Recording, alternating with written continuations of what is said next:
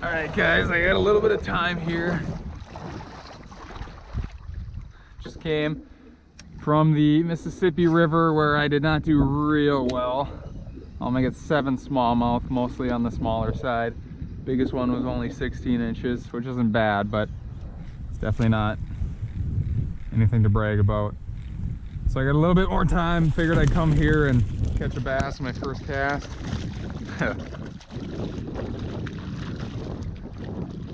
Nice. Another little guy on the day. See if I can, come on, there we go. Little guy there. Came here, see if I can get a couple nice ones on the chatterbait before I gotta go home and get ready for volleyball tonight.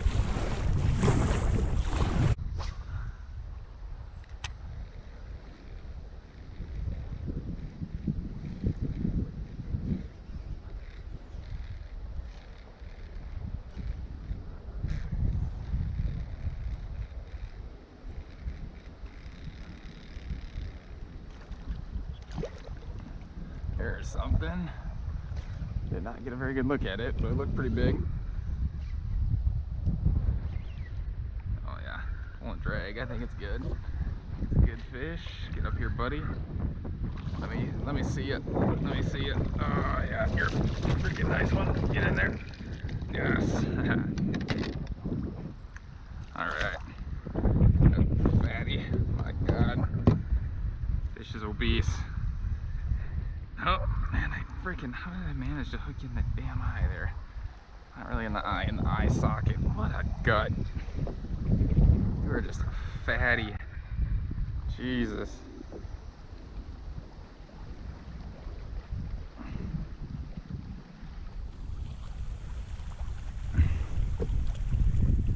Alright guys, good fish there. I think she's probably 18 and she's got a giant gut on her. Check it out. We'll get a bump on her, see if I'm right, if she's 18 or not. Oh, settle down. Settle down, girl. Ah, there we go. Alright, close your mouth. And you are just a hair over 18. Quality fish, guys, right there. Can't complain about that. And there she goes. And I'm in the garbage here in the weeds. So that was on the Z-Man chatterbait with the most beat up missile baits D-bomb you've ever seen. Skirt on this chatterbait is really getting beaten up too, but still catching fish.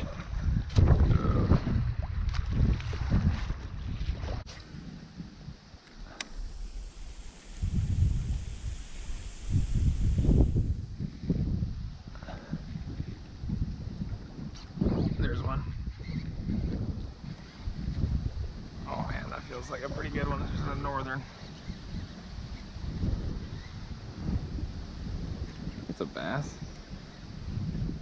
Come on, be another tank bass. Tank bass. Oh, where'd he go? Oh yeah. Oh yeah, it's a freaking tank. Get in here, buddy. Get in here. No. Get in there, yes. All right. Huh. Yeah, he's probably only 17, but he's fat again. My God, they're fat. Another chatterbait bass. Hanging. Oh, I'm hooked in the net. Hanging on this wind-blown shoreline here. I know wind sucks when you're fishing in a kayak or whatever. Even in a boat, the wind sucks. But these fish really love the wind and clouds, and we got some freaking rain coming in over there, so I probably won't be out here too much longer, but hopefully I can snag a couple more big bass before that happens. Before that rain gets over here.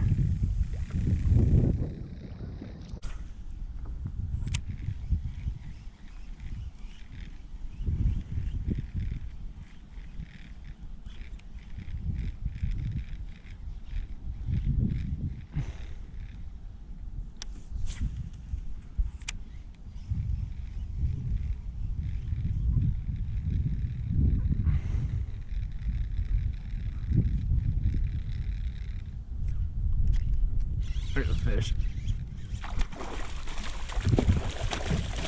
Oh, nice bass.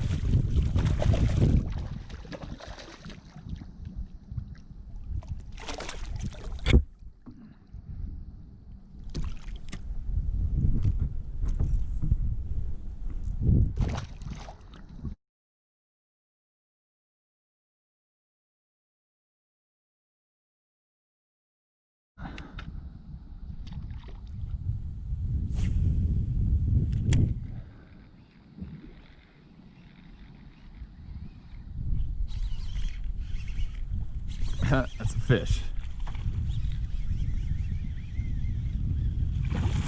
Oh, little guy again. He ain't too bad.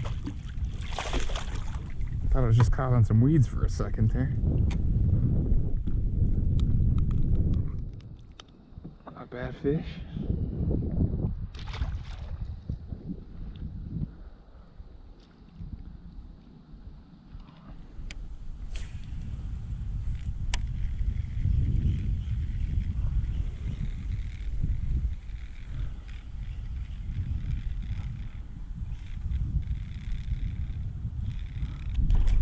Oh, nice. Is that a northern or a bass? Bass. Nice one.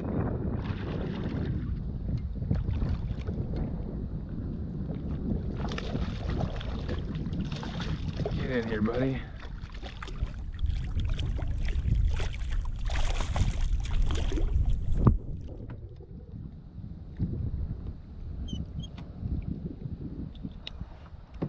There we go, guys.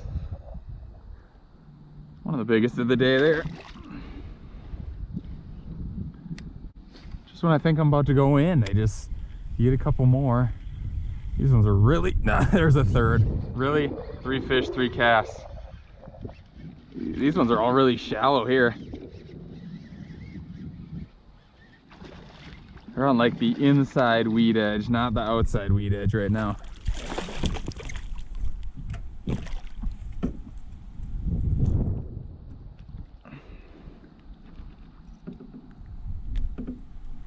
All right, here's another one. Can we make it 4 for 4?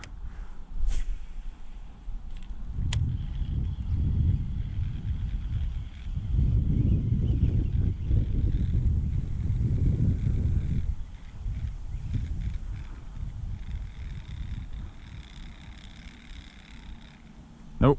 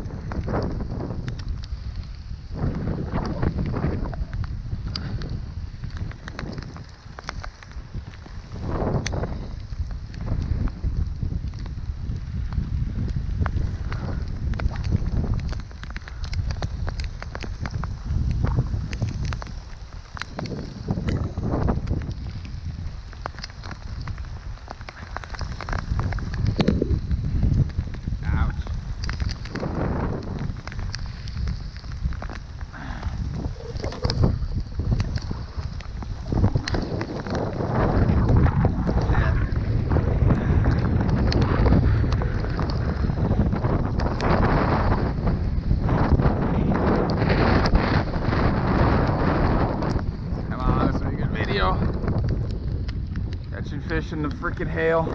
Let's go.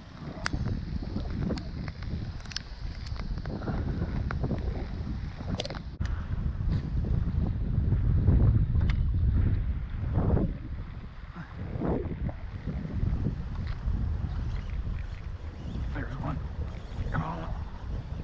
Keep my rod down so I don't get hit by lightning. That's a tank. There's thunder.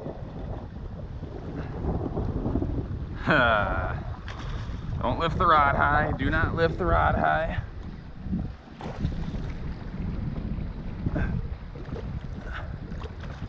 Oh, that's a nice one. That is a nice one. Get up. Jesus Christ. All right, guys, so I just got hailed on. You hear that thunder in the background, but it was worth it because I got this freaking tank right here. Another goofy-eyed bass.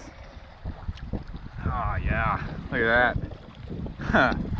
Blind eye. This is literally the 8th or 9th fish I've caught out of this lake with that goofy eye. But healthy specimen nonetheless. That goofy eye apparently isn't hurting his ability to find the chatterbait.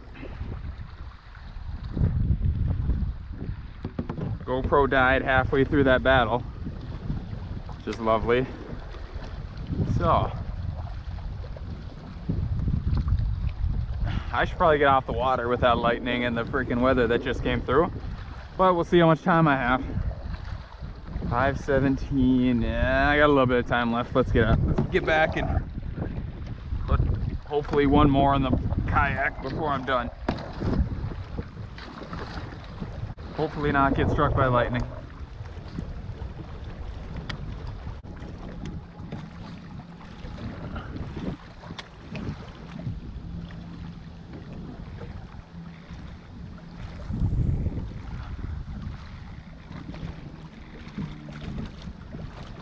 There's a fish.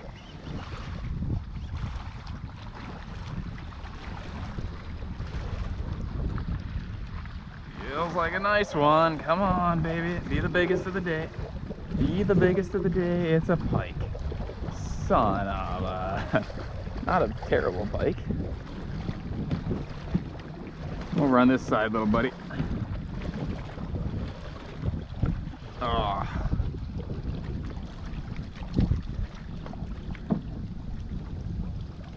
Man, I saw it though and I was like, oh, it's long. Be the one.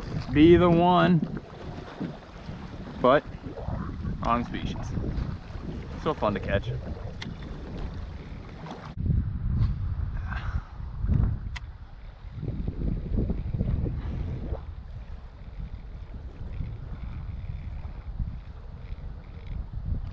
Oh, that was a freaking hammer. Oh, man, that feels like a good fish. Bass, not pike. Bass, not pike. Come on, baby. Come on. God, this feels big. Is it in the weeds or is it a monster? It's just kind of in the weeds there for a little bit. It's not even that big. I mean, it's a nice one, but it's not that huge. Come on, buddy. God, quit moving. All right, there you go. You freaking T-bone that thing. My God. I thought you were going to be a giant. Nothing wrong with you, but you freaking smoked that thing, buddy. All right.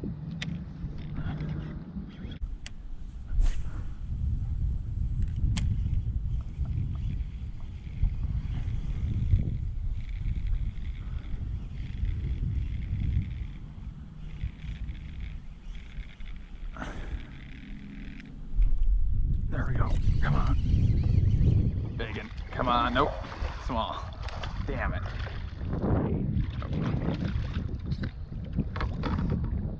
Gotta give the small fish some loving too. Hey, buddy. Really, any fish is a good fish, but been spoiled with some freaking giants out on this lake lately that you get a little greedy once in a while, you know. Alright guys, so here's the deal of what I've been catching all these bass on lately, and a few pike too. I found a milfoil bed here in this lake. There's some lily pads, but it's mainly milfoil, and it's some of the last remaining weeds in the lake, and then the bait fish and in turn the predator fish really flock to these areas, and these bass are really putting the feed bag on, getting ready for winter. So two great ways to target these fish. One is a buzzbait. Any topwater will work, but I really like the buzzbait because it gets through the weeds a lot better than most other treble hook topwaters, and glides over the lily pads better than the other ones too. So buzzbait is a good choice, especially early morning, late right before dark, and overcast days.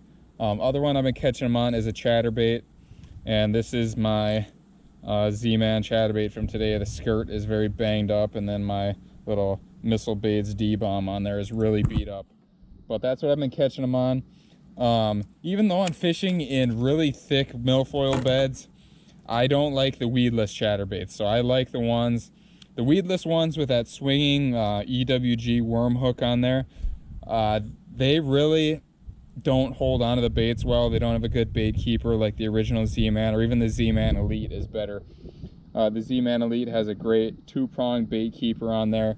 It just keeps your baits so much better than those weedless ones, and they seem to get a little bit better hookup percentage than the weedless ones. And the weedless ones can be great if you're fishing wood, or you're fishing a lot of lily pads or something like that, where you don't want that hook getting buried into there. But the milfoil is not super thick right now, and it's kind of below the surface quite a bit, so you can really burn this up and around and to the sides of it. And if you ever do get caught in the milfoil, usually just ripping it through is a better option than trying to go weedless and just not catch any of it. And the main thing too, the milfoil isn't really hooking up your hook too bad, because you can rip it through there, but it will foul up your blade sometimes. So it's really not the hook you're worried about, it's the blade. And on the regular chatterbait and the weedless chatterbait, the blade is going to get hooked in to the milfoil at times, and you're not really going to prevent there with a weedless hook. So I definitely prefer the chatterbait with a better bait keeper for this situation. And Z-Man, Strike King, shuttering baits also been phenomenal for me this year so far, but they really love these baits. You want to fish them hard and aggressive when they're biting. You don't want to dink around and try to finesse them or anything. Get those moving baits out there, get the reaction strikes going from them, and don't just slow roll or reel in your chatterbait at a steady rate. I like to give it a lot of rips, some pauses, double rips, maybe even just like a quick pull of the rod tip and make it really swim fast for about 4 feet, and then kind of pause it a little bit and then kick it back up and going. Really put some erratic action in there. It'll get you some more bites. I'm throwing this on a 150 size Daiwa Costal SV with an 8.1 to 1 gear ratio. Really any low profile reel with an 8.1 to 1 is good for this. You want to get that chatterbait up and going as soon as it hits the water, and you don't want to let it fall into the milfoil. And you can always kind of slow roll it and slow it down if they want it slower on certain days, but 8.1 to 1 I found to be the best. I really like 30-pound test braid. 40 definitely works good too, but 30 you just get a little bit better casting distance with these smaller 3/8 ounce chatterbaits. And then I got a 7-1 medium power rod, little bit lighter tip on it, so I want a little bit more tip to kind of get those fish. What the hell is this? Giant sucker. Wow. Let's see if I can net it and show you guys. I really want a little bit softer tip on there. I don't want a pool cue, because if those fish jump or make runs next to the kayak, I want them to be able to run. Wow. Good Lord. Got some sores on him or something. I don't know what happened to this guy. Look at that. I'm going out to this culvert here, back to the truck, and I just see this big ass sucker. God, I don't know if he's diseased or if he got attacked by a bird or something, but he is all cut up right there. His eye is all goofy. I'm gonna throw him back in, and he's either gonna recover in this shallow water here and make it another day, or he is going to be bird food or turtle food. That's interesting. I almost thought it was a walleye for a second. Anyways, that's going to do it for the video today, guys. If you have any other questions about the gear I'm using, or any other strategies to catch these fall bass, just let me know in the comments below. Thanks for watching, and I will be seeing you guys on my next video, hopefully slaying some fall tank largemouth bass. Subscribe if you're not already, and stay tuned.